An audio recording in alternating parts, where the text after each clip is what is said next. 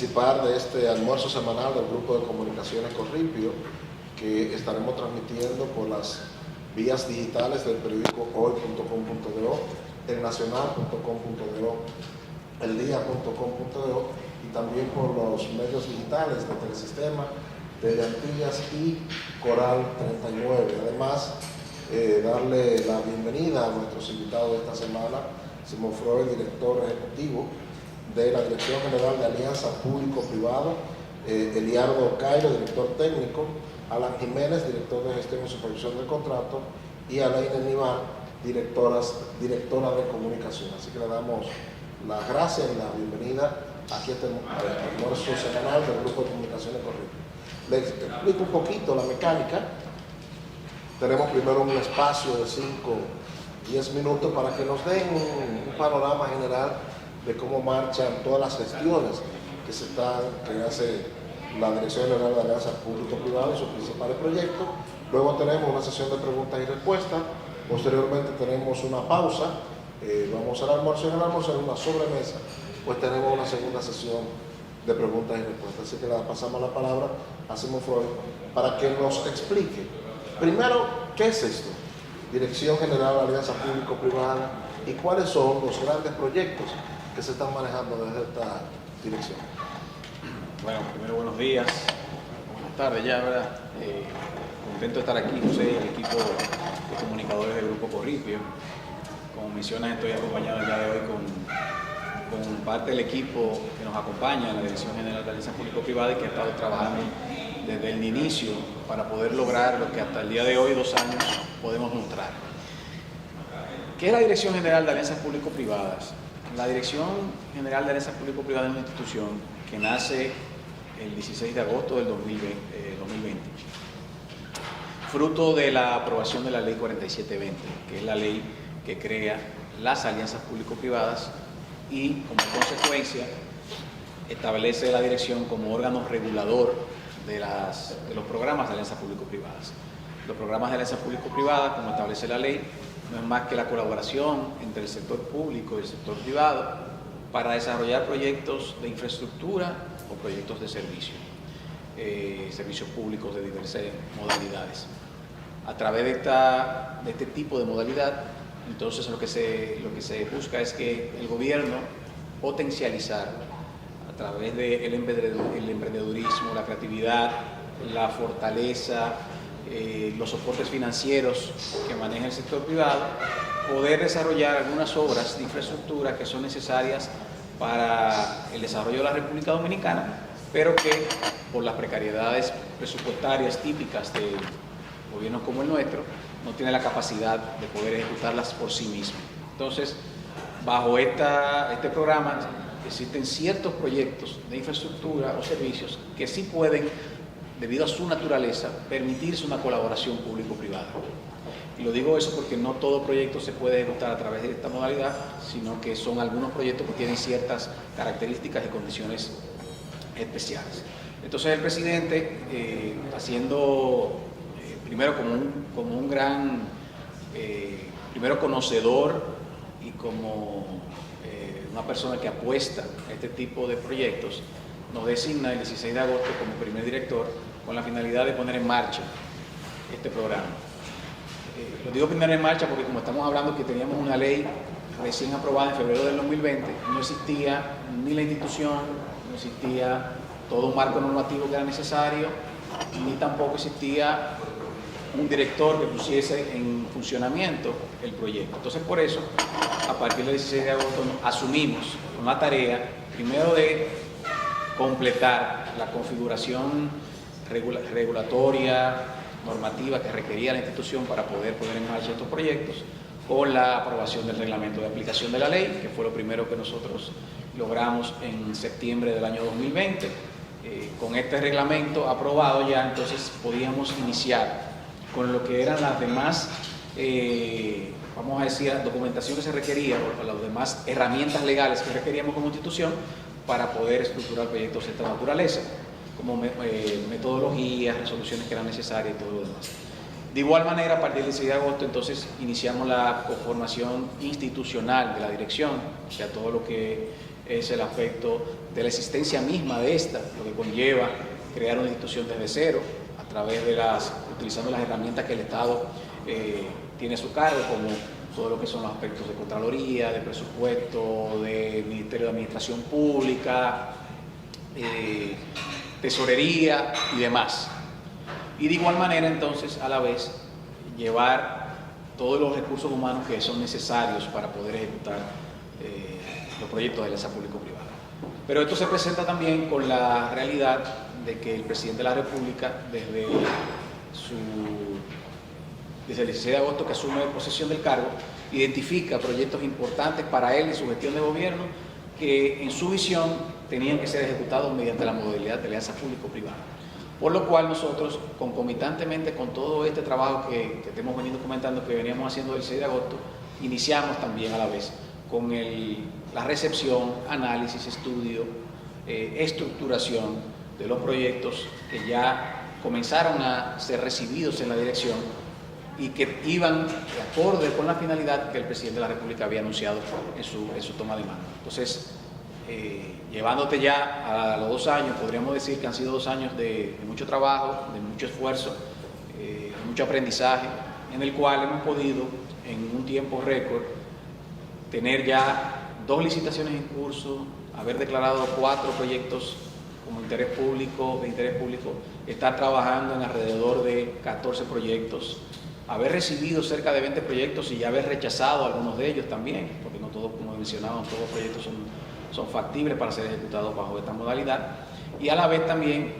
fortalecer la institucionalidad, o sea, la institución a través de procedimientos también, ya poniendo en marcha procedimientos transparentes, eficientes, y poder crear un clima de seguridad y un clima de confianza por parte de los actores más importantes en la sociedad dominicana.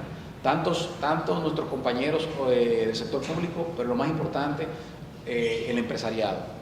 ¿Por qué? Porque el empresariado ha sido pieza fundamental para lo que nosotros hemos logrado hasta el momento, tanto local como internacional, porque de todos los proyectos que nosotros hemos mencionado, la gran mayoría son iniciativas privadas, es decir, que han venido de la mano del sector privado, como una muestra de confianza en el programa de alianzas público-privadas, en la gestión del presidente Luis Abinader y en la gestión de la Dirección General de Alianzas Público-Privadas.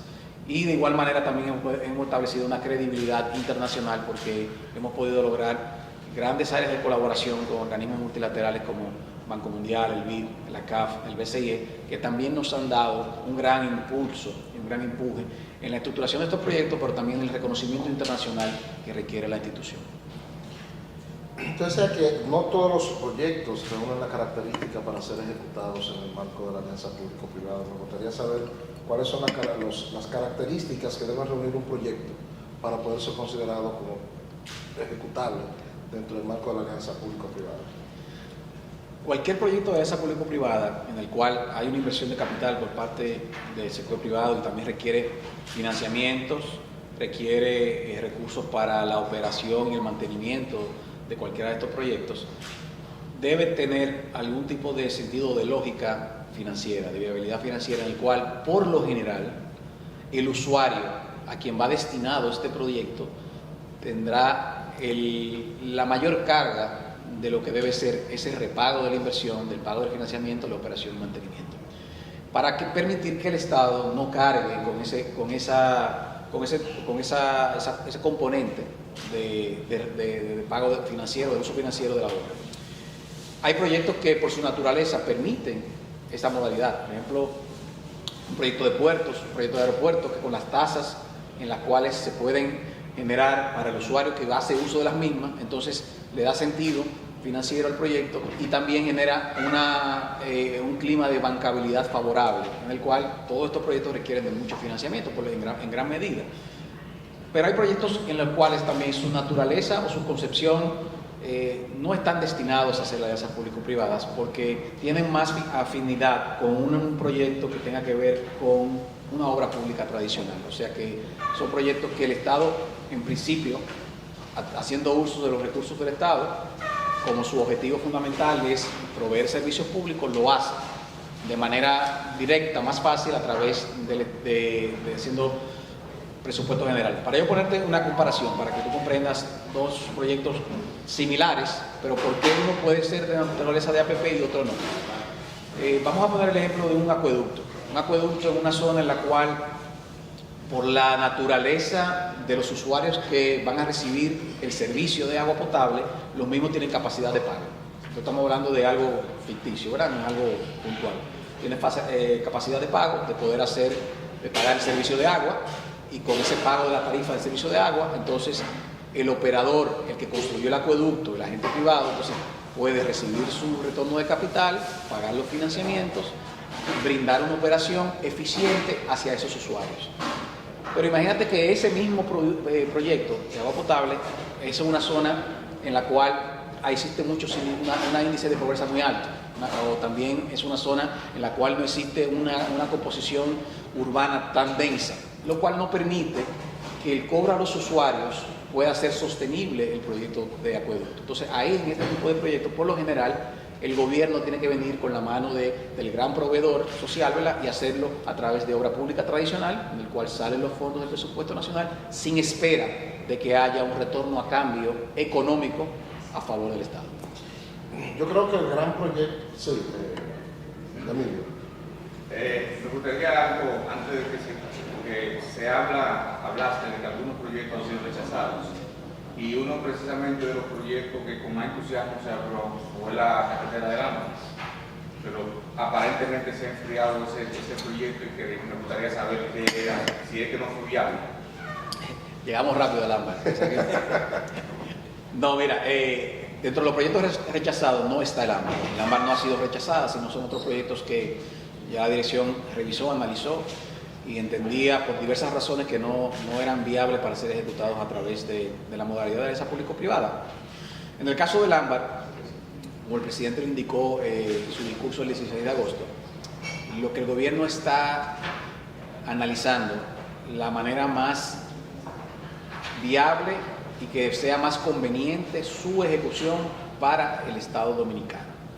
Y el presidente indicó de manera precisa que este gobierno no va a repetir o a replicar prácticas que se habían hecho en otras administraciones con proyectos similares. Esto no quiere decir que el proyecto como tal tenga esa visión o tenga esa finalidad, sino que un proyecto como la autopista del Lámparas requiere de que gran parte del pago, el repago que venga, lo que estábamos hablando, venga de los usuarios de la carretera, es decir, de los vehículos que transiten en la misma. Si no hay una garantía de que los usuarios van a pagar la carretera, entonces el Estado tiene que hacer compromisos presupuestarios para generar un equilibrio económico. No necesariamente peaje sombra. Hay muchas modalidades para esto. El ingreso mínimo garantizado, que ya sabes cómo se le denominaba el peaje sombra, es una de ellas. Lo que pasa que lo que se hizo con Samaná es un peaje sombra que fue mal estructurado desde el inicio, porque desde el inicio se sabía que la carretera no tenía la viabilidad por el tráfico para mantenerlo. Se hicieron estimaciones muy exageradas con la finalidad de convencer al Estado dominicano en ese momento de que era necesario un subsidio muy costoso por cada vehículo que no pasara. Si no lograban los 30.000 vehículos de estimación, por cada vehículo que no pasaba el Estado tenía que pagar una estimación muy alta, que era irreal. Entonces se generó un subsidio sumamente cuestionable y que era muy gravoso para el Estado dominicano. En el caso de la autopista del Lámparas, los estudios no indican que se requerirá esos grandes aportes de esa manera. Lo que nosotros estamos estructurando es ver de qué manera el gobierno dominicano puede apoyar el proyecto, porque es un proyecto importante para el gobierno dominicano, haciéndolo de la manera más transparente, eficiente y que sea lo menos gravosa para el Estado dominicano.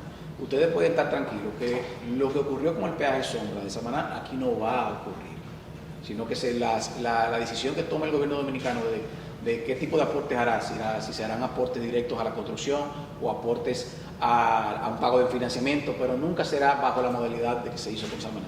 Es un proyecto que sigue en pie, es un proyecto que se sigue analizando, todavía estamos haciendo revisiones de las diferentes opciones posibles y tendrá que haber decisiones en las próximas semanas o meses sobre el mismo. O sea que lo que se anunció será modificado para poder ejecutarse.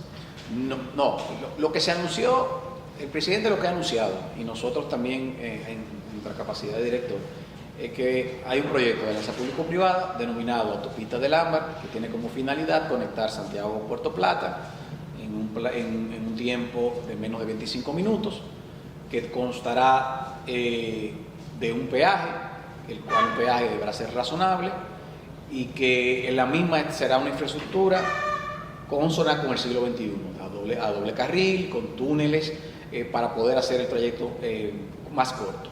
Eso no ha cambiado, eso no ha variado ni variará. Aquí lo que nosotros estamos es estudiando cuál es la modalidad financiera para que el proyecto sea posible su ejecución y sea viable su operación y su mantenimiento, porque lo más importante en los proyectos de alianza público-privada es que se debe garantizar que luego porque construir la carretera es una tarea ardua, pero lo más complejo no es construir la carretera, es operarla y mantenerla de manera eficiente. Y eso solamente se hace con una operación financiera que permita sostener con los ingresos esa operación y mantenimientos menores y mantenimientos mayores, para que no ocurra lo que típicamente ocurre con las obras que son ejecutadas por obra pública tradicional, en la cual el Estado la construye, no hay un mantenimiento eficiente y entonces la misma entra en el deterioro. O sea, eso es lo que nosotros estamos trabajando, el tema de la modalidad financiera que se llevará a cabo, pero el proyecto en sí no ha cambiado. Inicialmente, eso impacta obviamente el cronograma de trabajo. ¿Cuándo entienden ustedes, en base a esta reformulación que están haciendo, que pudiera estar lista entonces esta autopista? Porque se había dado un plazo en un momento, imagino que ya está entera. Efectivamente, Milicia, como tú dices, lo que se ha modificado es el tiempo de ejecución, ya que teníamos previsto que la misma fuese licitada ya en el primer trimestre de este año. Aquí no es importante el tiempo, yo creo que aquí lo importante es que se haga bien, que se haga transparente, que sea sostenible y que el Estado Dominicano no salga lesionado, que sea un proyecto que vaya en beneficio de la sociedad. Si tenemos que tomar más meses en análisis, en estudios, lo tomaremos. El tiempo no será un factor para que nosotros aceleremos y hagamos un proyecto que no podamos nosotros en 5 o 10 años mostrar como que fue un logro del gobierno del presidente Luis Abinader, como un modelo específico, especial de APP que debe ser replicado en otras partes, no solamente en la República Dominicana, sino en otras partes del mundo. yo voy a hacer la pregunta clásica con la que empezamos esto, con la que debemos empezar a hablar de alianza público-privada, que es Pedernales. Primero quiero que me dé un panorama de cómo va Pedernales. Pedernales iba antes que la AMPA, porque Emilio se desespera. Sí, exacto, Emilio se desesperado, ¿no? ¿Verdad? Pero en el marco de dar la descripción cómo va Pedernales, quiero sacar un pequeño detalle. Ayer ya anunciaba que ya se abría la licitación para la construcción del hotel que va a operar Iberostar. Inmediatamente vinieron reacciones. Una de ellas me llamó mucho la atención y dice, pero ya se le escapó al director de Alianza Público-Privada decir que va a haber una licitación y ya está diciendo que debe no estar. Entonces, ¿qué licitación es que estamos hablando? Mira, Negro, qué bueno que tú me haces esa pregunta, porque así me permite abundar un poco o explicar cómo está estructurado Pedernales para que el público entienda y salga de las mismas confusiones que tiene. Pedernales tiene más de 30 años el país completo, y principalmente la provincia, esperando el desarrollo. Anuncios van, anuncios vienen durante diferentes gobiernos, que Pedernales va a avanzar, que vienen los master plan, que los inversionistas están llegando, que todo lo demás, y nunca terminaba de llegar. Cuando llegamos al gobierno, el presidente Luis Abinader, en la segunda semana de ser presidente, su primera visita fue a Pedernales. Y fue a Pedernales con un grupo de empresarios, funcionarios, expertos en el sector turístico, para comenzar a discutir lo que debería ser la visión de desarrollo de la provincia. Porque sí, el presidente desde la campaña y desde su plan de gobierno entendía que la única manera en la cual se podía desarrollar la región sur completa, no solamente Pedernales, sino la región Enriquillo y la región sur, inclusive el sur corto, con Azua y incluyendo Azua, San Juan, Baní, San Cristóbal, era a través de la generación de un nuevo destino turístico en el área de Pedernales. Utilizar todos esos recursos naturales, esa belleza que tiene esa provincia, no solamente sus playas, sino en todo lo que le compone, con la Sierra de Bauruco, el mismo pueblo, la región fronteriza y todo lo demás, para generar ese nuevo destino turístico. Entonces, a partir de ahí se crea una comisión. Esta comisión comienza a discutir cuál es la mejor modalidad para iniciar este proyecto. Y había tres maneras, tres vías para hacerlo. Opción 1, el Estado es propietario de todos los terrenos. ¿Qué hacemos? Vendemos los terrenos y dejamos que el sector privado venga, compre los terrenos y desarrolle. Ese tenía dos problemas muy graves. El primer problema era que después de tantos años nosotros luchando por la tierra de Pedernales, por el fraude que se cometió, salir a vender la tierra de Pedernales o las playas de Cabo Rojo, la sociedad no lo iba a comprender. Pero el segundo problema, y el más importante, es que la venta de esos terrenos a empresas privadas, lo que iba a provocar es que esas empresas privadas, hasta que el Estado no invirtiera en las obras de infraestructura que sean necesarias para desarrollar un polo turístico, no iban a hacer ni siquiera una habitación. Entonces lo que íbamos era a replicar lo que había ocurrido durante los 30 años, en el cual no iba a haber desarrollo, pero ya con tierras en manos del sector privado. La opción 2 es que el Estado invirtiera sus recursos para hacer todas las obras de infraestructura y los hoteles y operara eso. Esa opción tampoco tenía una gran limitante. ¿Cuál es? Primero, la falta de recursos por parte del Estado dominicano para hacer las inversiones de cerca de 1.400 millones de dólares que requiere la primera fase. No existen los recursos. Pero también el Estado no tiene la vocación de ser un operador turístico. No tiene, para generar un destino, tiene que entrar las especialidades de los profesionales que manejan este tipo de cosas. Entonces, la tercera opción era, ¿cuál era? Hacerlo mediante una modalidad de alianza público-privada en el cual se asociase el sector público con el sector privado, que cada uno de estos pusieran lo mejor que puede dar, sus activos, sus recursos, para poder entonces impulsar este desarrollo turístico en un corto y mediano plazo. Porque estamos hablando que generar un destino turístico de esta naturaleza, desarrollado de la manera tradicional, te puede tomar hasta 30 años. Ese es el mejor ejemplo de Casa de Campo, el mejor ejemplo de Punta Cana, que ya han llegado a su madurez luego de 30 años de desarrollo. Pero nosotros no podíamos pedirle a la región sur que esperara 30 años. Teníamos que buscar la manera en la cual, en un corto plazo, o sea, es decir, 5 años, mediano plazo, 8 años, ya existiese un impacto en toda la región. Por eso se crea entonces el Fideicomiso Pro Pedernales. Y el Fideicomiso Pro Pedernales lo que busca es, como vehículo, dinamizar y agilizar esa concepción que se creó por parte del gobierno dominicano. ¿A través de qué? De la aportación de parte de la tierra que tiene el Estado dominicano en esa zona al fideicomiso y el aporte de capital para comenzar a trabajar las obras de infraestructura que son necesarias para el desarrollo de esa zona, como electricidad, como hablábamos fuera del aire, agua, infraestructura vial, que no existían en Pedernales, o que todavía estamos en fase de construcción. Sin agua, sin luz, sin carretera no puede haber hotel, sin aeropuerto no puede haber turismo. Entonces, con esos aportes de capital del sector público, más el aporte que vendrá del sector privado para la construcción de los hoteles, entonces podemos lograr ese desarrollo a corto y mediano plazo. Entonces, a tu pregunta de la licitación Iberostar, ¿qué es lo que ocurre? La modalidad en todas partes del mundo, no solamente en la República Dominicana, en la zona del este, sino también en otros países del área como Cancún, en México, en los diferentes destinos, es que las grandes cadenas hoteleras ya no construyen hoteles, no invierten en la construcción de hoteles, sino que lo que hacen es que operan. Debido a los últimos años, al cambio de los mercados, al uso eficiente de los recursos, estas cadenas hoteleras lo que hacen es su marca, que son marcas fuertes, que son marcas que tienen un peso, que generan flujo turístico, la ponen en una operación hotelera y buscan un socio de capital que construya los hoteles. Entonces, los hoteles son propiedad del inversionista, pero quien los opera son los hoteles, son las cadenas hoteleras como Marriott, Iberostar, Hilton y las demás. La naturaleza en Pedernales es igual, o sea, la inversión que se hará se hará de los hoteles a través del capital público-privado que nosotros estamos trabajando, y las cadenas hoteleras serán quienes operarán esos hoteles. Lo que nosotros lanzamos el lunes fue la licitación de la construcción del primer hotel en Cabo Rojo.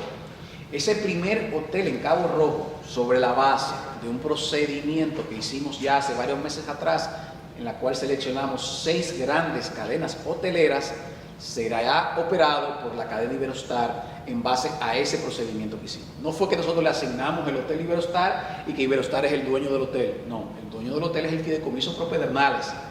Quien operará el hotel es Iberostar como cadena conocedora del sector turístico y generadora de turismo no solamente en la República Dominicana, sino a nivel mundial. Para ver si estoy entendiendo, la construcción de la infraestructura, de la planta física del hotel, va a hacerlo el Fideicomiso Propedernales. Va a poner la plata el Fideicomiso Propedernales para construir ese hotel, ¿cierto? Correcto. Y luego de que ese hotel esté construido, lo va a operar Iberostar. El caso puntual de ese hotel, sí. ¿Cuánto es la inversión de ese hotel que se va a construir? Ok, mira. Las características. Sí, este primer hotel que estamos licitando es un hotel de 580 habitaciones. La licitación, el precio de referencia oscila, si no me equivoco, ¿cuánto? Son como unos 120 millones de dólares. 120 millones de dólares, o sea, alrededor de 6.000 millones de pesos. Esos 6.000 millones de pesos, entonces, el Fideicomiso Propedernales será quien lo proveerá a la empresa constructora que salga beneficiada de la licitación. Una vez el hotel haya sido adjudicado a esa empresa constructora, la cadena hotelera comenzará a acompañar a esa empresa constructora para lo que deberá ser el tipo, o sea, hay un diseño que se ha hecho con arquitectos que nosotros hemos contratado, que tienen ya meses diseñando ese hotel, bajo la égida y bajo los estándares de la cadena Iberostar en este caso.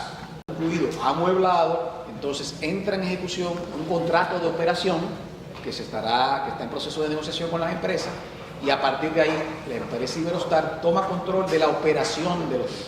Los dividendos que deje esa operación en gran medida vendrá al fideicomiso y se le paga unos fees a esa empresa que opera el hotel. Esa es la modalidad que se tiene. ¿Quién puso los 120 millones de dólares en el Fideicomiso? Ahora mismo el gobierno dominicano. El gobierno dominicano. Es decir, que el dinero para la construcción de ese hotel a través del Fideicomiso Propedernales lo está poniendo el Estado. Así es, pero te aclaro algo. Estos primeros hoteles que estamos licitando, el gobierno dominicano es quien está utilizando los recursos, pero la idea o el plan como está previsto es que dentro ya de varias semanas llamaremos un proceso competitivo nacional e internacional abierto para el levantamiento del capital privado.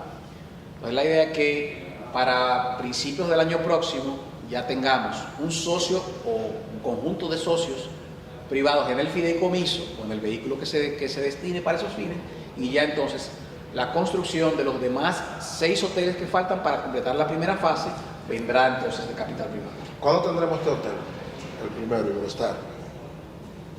El cronograma que hemos lanzado es para 14 meses, ¿correcto? 14 meses. 14 meses a partir de la adjudicación. Si estamos adjudicando, según el cronograma, en enero del año, ¿verdad? En diciembre, enero del año 2023, deberá estar listo para marzo, abril del 2024. Pedernales, bueno, está ya ese primer hotel que parece que vamos viendo cosas concretas, pero usted decía, se necesita llevar a los turistas a Pedernales. Tú puedes tener un hotel de 580 habitaciones, ¿para quién? Entonces, el proceso de llevar a los turistas implica la construcción de un aeropuerto. ¿Cómo va ese proceso? Porque también construir un aeropuerto se toma su tiempo. Sí.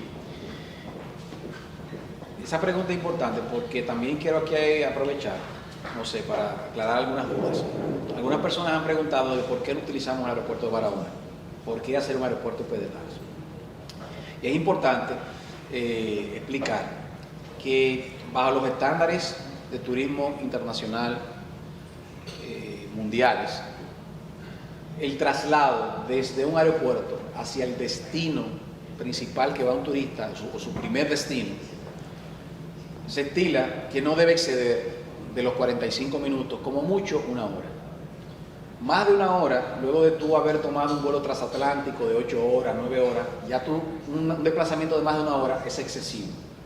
Y el turista entonces rehuye acudir a esos lugares y comienza, dentro de las debilidades de ese destino, es la distancia entre el aeropuerto y el lugar final de destino.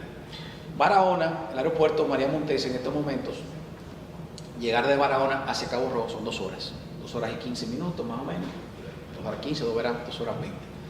Es un tiempo excesivamente alto para poder nosotros potencializar el área de Cabo Rojo. Y por eso, entonces, el gobierno decide que hay que construir un nuevo aeropuerto que sirva de manera exclusiva para todo el desarrollo turístico de Pedernales. No solamente el proyecto de Cabo Rojo que promueve el Estado Dominicano, sino los demás proyectos turísticos privados que deberán también construirse en toda la zona. Lo primero era entonces identificar cuál era la zona para donde sería levantado ese aeropuerto. Porque, como ustedes conocerán, requiere de una serie de elementos, de condiciones, de características climáticas, de terreno, de espacio, para que un aeropuerto pueda servir. Y también aclarar aquí, aprovechar, que otros han preguntado que por qué no utilizamos el aeropuerto o el aeródromo de Cabo Rojo, que es el que existe ahora mismo, que es una pista pequeña donde aterrizan los aviones pequeños en la zona. No podía utilizarse y descartamos también ese espacio por 2 razones fundamentales. La primera, la ubicación de la pista. Ya eso impactaba directamente con el desarrollo hotelero, porque estaba muy cercano a los hoteles que van a ser desarrollados en la primera línea de playa. Entonces tú no puedes tener a turistas bañándose en la playa y aterrizándote aviones cada 5 minutos. Pero lo segundo es que el área de aproximación de ese aeródromo para el tipo de aviones que deberá aterrizar en el aeropuerto tocaba territorio aéreo haitiano, ya lo que provocaba entonces una situación que no podía ser manejable. Entonces, por eso luego de muchos meses de estudio se identificó el área donde se está trabajando ahora mismo, que es un área cercana al pueblo, al municipio de Oviedo, es denominado Tres Charcos, ¿verdad? Tres Charcos, y desde ya tenemos alrededor de un año haciendo los estudios que requiere un aeropuerto, como tú mencionas, porque antes de poner un tornillo en ese terreno tenemos que estar sumamente convencidos de que tiene las condiciones para que pueda desarrollarse un aeropuerto con la característica que nosotros necesitamos. Entonces, estudios como de vientos, estudios aeronáuticos, topográficos, medioambientales, que eso es lo que mucha gente no entiende, que dice que quiere resultados, pero para poder dar resultados hay que hacer una serie de verificaciones previas que son necesarias para que el resultado pueda ser eficiente. Pero el gobierno pasado dio una permiso para un aeropuerto en 35 días y ustedes son tan ineficientes. No. Bueno, primero no conozco ese caso del aeropuerto de 35 días. Yo quisiera que Junio del 2000. No conozco ese caso.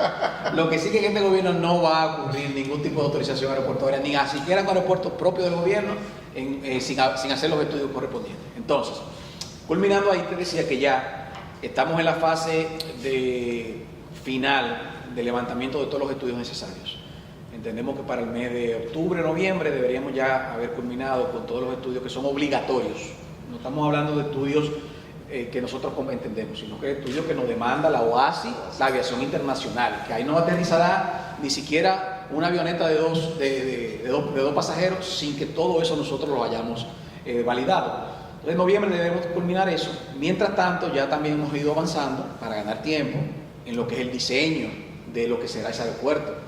La pista, la terminal, toda el área complementaria, logística. O sea, hemos ido trabajando de la mano, conjuntamente con los estudios, hemos ido avanzando.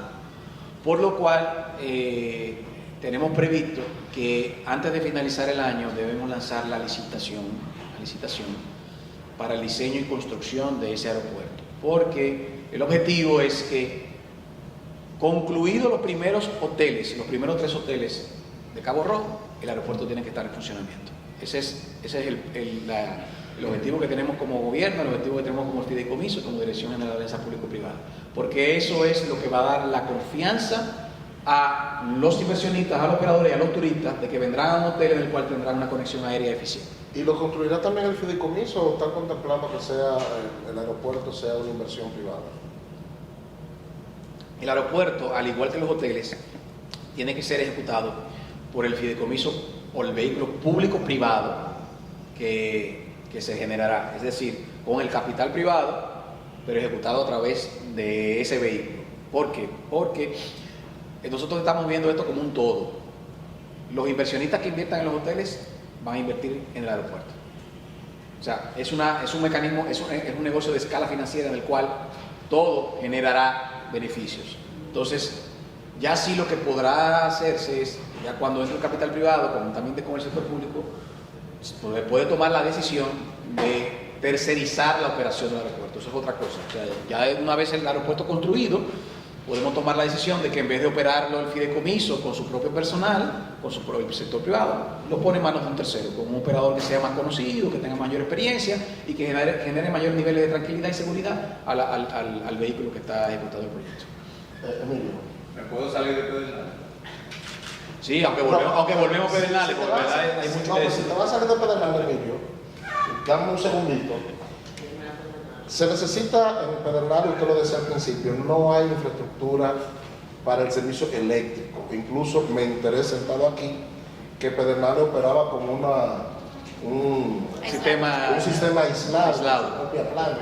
Así es. Entonces, Opera. todavía. O sea, todo lo que estamos hablando necesita electricidad y mucha. Ya se le está resolviendo ese tema para interconectar a Pedernales, a la región de Pedernales, al sistema. Eso que tú dices, lo desconoce gran parte de la sociedad dominicana. El único municipio cabecera del país, que opera, su generación es provista por un sistema aislado, es Pedernales. Todos los demás municipios cabecera están interconectados al sistema eléctrico nacional, al CENI, como se denomina. Es decir, que no dependen de una generación puntual para poder tener energía eléctrica. En el caso de Pedernales, existe una planta actualmente, que es la que genera electricidad para el pueblo, que si esa planta falla, por un día, 2 días, 3 días, no hay luz en Pedernales. Y no hay cómo llevarla. No, y no hay cómo llevarla, exacto, no hay cómo llevarla. Entonces, este gobierno ya está en la fase final, creo que en las próximas semanas, ¿verdad, Alan? Eso ya está en una fase final de ejecución. Está llevando el sistema eléctrico, o sea, la alta tensión. ¿Para qué? Para conectar entonces a Pedernales y en consecuencia los proyectos turísticos que serán ejecutados como Cabo Rojo al sistema eléctrico nacional. Con esa generación del sistema eléctrico nacional, por ejemplo, lo que genere ya Punta Catalina, por mencionar algo, le llegará a Pedernales. No dependeremos nosotros de la generación de Pedernales. Pero, en principio, estamos viendo que la generación primaria para el proyecto deberá venir del Parque Eólico Los Cocos, que es el parque que se encuentra en Riquillo, para que llegue esa generación directa al proyecto. Sin embargo, nosotros también estamos previendo para una segunda fase del proyecto la propia generación, para hacer una especie de backup o hacerla también más sustentable el proyecto, una generación que también sea amigable con el medio ambiente, ya sea eólica o sea solar. Eso es parte de lo que está previsto para la segunda etapa como uno de los elementos de los componentes de inversión que deberá ser el capital privado y que también es una línea de negocio nueva que podrá explotarse. Ahora sí. Aquí se habla de la conversión del puerto de Arroyo Barrero en un puerto de cruceros. Sí. Y se han esposado ya en varias ocasiones los beneficios que tendría.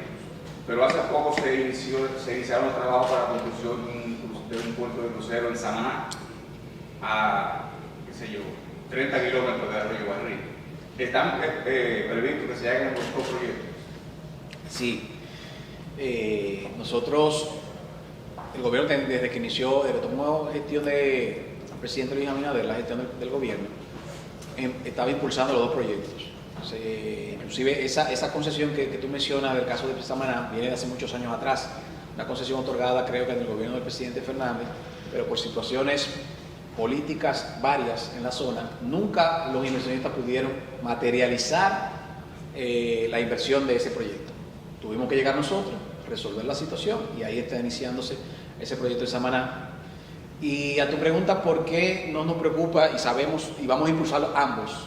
Primero porque ambos, primero son proyectos distintos, es lo primero.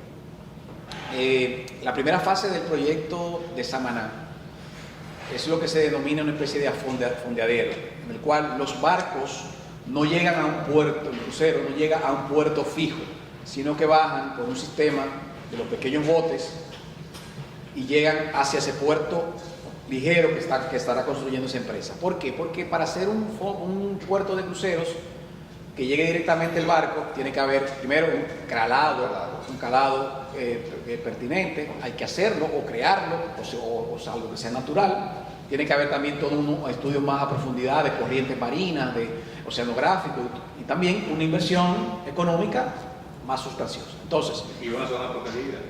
además, hay elementos que también hay que tomar en cuenta medioambientales. Pero en esta primera etapa, entonces, estos inversionistas lo que están haciendo es generar un flujo de cruceros de mediano nivel que lleguen a esa zona de Pedernales, de Samaná, que lleguen a la zona de Samaná, utilicen ese puerto, entonces ese sirva como elemento puntual para todo lo que son los atractivos turísticos que tiene, no solamente el municipio de Santa Bárbara, sino también toda la zona circundante. En el caso de Arroyo Barril, sí será un puerto de cruceros directo, o sea, llegarán los barcos Panamás, los barcos grandes, los Ocean, como se llama, los Panamá de carga, los Oasis, los barcos Oasis, que son esos grandes barcos de 8.000 cruceristas, tiene la capacidad de poder llegar ahí, en el cual, en un área conexa al puerto, habrá un desarrollo turístico complementario. Nosotros estamos licitando con un desarrollo turístico complementario, ya sea o centros comerciales, restaurantes, o un parque de atracciones, dependerá. Entonces son dos destinos y dos productos distintos. En Arroyo Barril se tiene previsto que será como una especie de la segunda parada del área norte.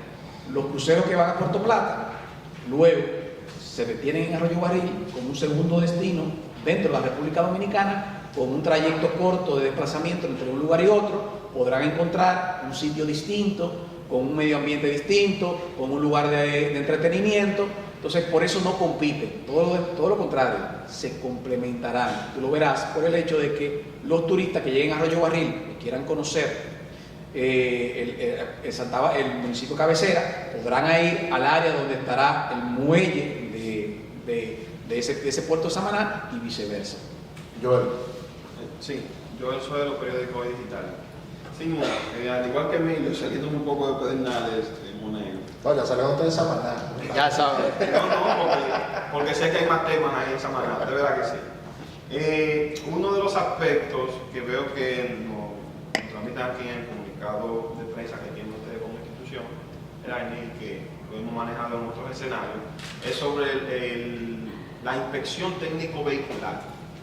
Me gustaría saber, a propósito de que somos un país líder en accidentes de tránsito, en muertes de tránsito, etcétera, ¿en qué está ese proyecto? ¿Cuándo definitivamente podremos tenerlo ya en ejecución? Que el ciudadano dominicano pueda ir a este taller en tal provincia, en tal municipio, a realizar su inspección técnico vehicular. La inspección. Pero inspeccionar no los vehículos nuevos. No, mira, en ese caso, Monero, la ley de tránsito ordena que a los 3 años de un vehículo ser importado como nuevo, tiene que entrar en un proceso de inspección técnica vehicular. Eso establece la ley 6317. Ahora, tu pregunta, Joel, mira, ese es un proyecto que, como tú acabas de mencionar, viene ordenado por una ley.